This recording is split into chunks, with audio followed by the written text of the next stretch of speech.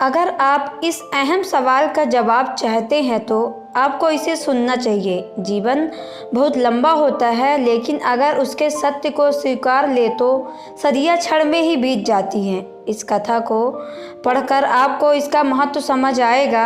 आपको पता चलेगा कि जीवन का अमूल्य ज्ञान भी कभी कभी छोटे से साधारण इंसान से मिल जाता है। कभी कभी छोटी छोटी घटनाएं, मुलाकातें पूरे जीवन को बदल देती है और अथाह ज्ञान होकर भी पता चलता है कि हमें तो कुछ भी नहीं पता था। यह भी बातें पढ़े।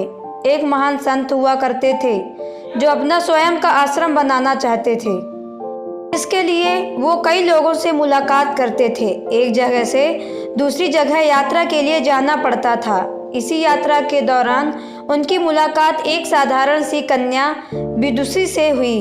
विदुषी ने उनका स्वागत किया और संत से कुछ समय कुटिया में रुककर आराम करने की याचना की। संत उसके मीठे व्यवहार से प्रसन्न हुए और उन्होंने उसका आग्रह स्वीकार कर लिया।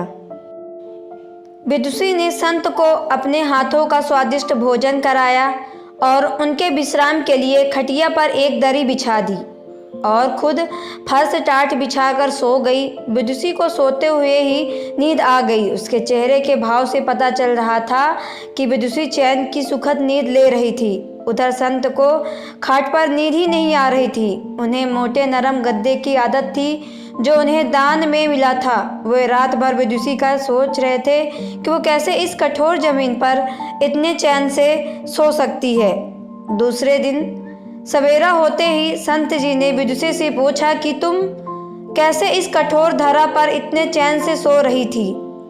तब उसने बड़ी सरलता से उत्तर दिया, हे गुरुदेव, मेरे लिए मेरी ये छोटी सी कुटिया एक महल के समान ही भव्य है। इसमें मेरे श्रम की महक है। अगर मुझे एक समय भी भोजन मिलता है तो खुद को भाग्यशाली मानती हूँ।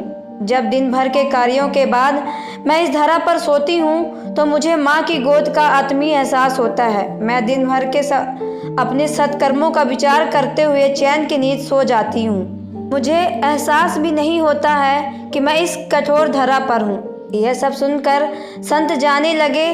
तब विदुषी ने पूछा, हे गुरुवर, क्या मैं भी आपके साथ आश्रम के लिए धन एकत्र करने चल सकती हूँ? तब संत ने विनम्रता से उत्तर दिया, बालिका, ज्ञान दिया है उससे मुझे पता चला कि चित्त का सुख कहाँ है। अब मुझे किसी इच्छा नहीं रह गई है। देश लौट गए और एकत्र किया धन उन्होंने दिया और एक कुटी शांति, स्वयं संतोष ही सुखी जीवन का रहस्य है। तब तक इंसान को संतोष नहीं मिलता, वो जीवन की मोह में फंसा रहता है और मोह माया में फंसता है।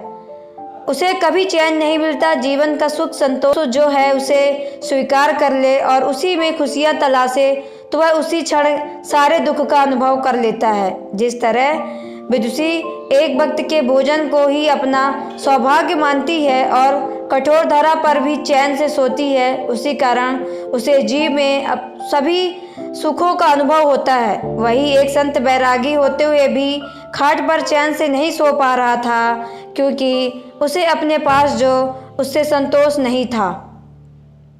जिस दिन उसने यह सत्य स्वीकार कर लिया, उसे एक कुटिया में भी अपार शांति का अनुभव होने लगा। यह कथा सुखी जीवन का रहस्य कहती है।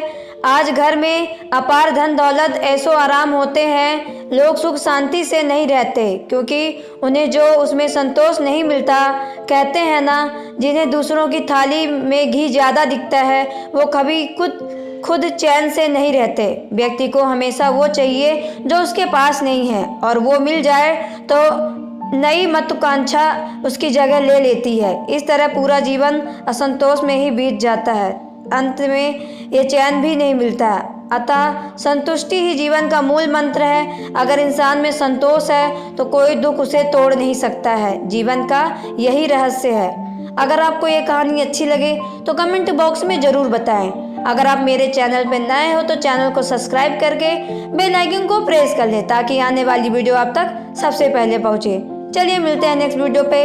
Okay bye, take care.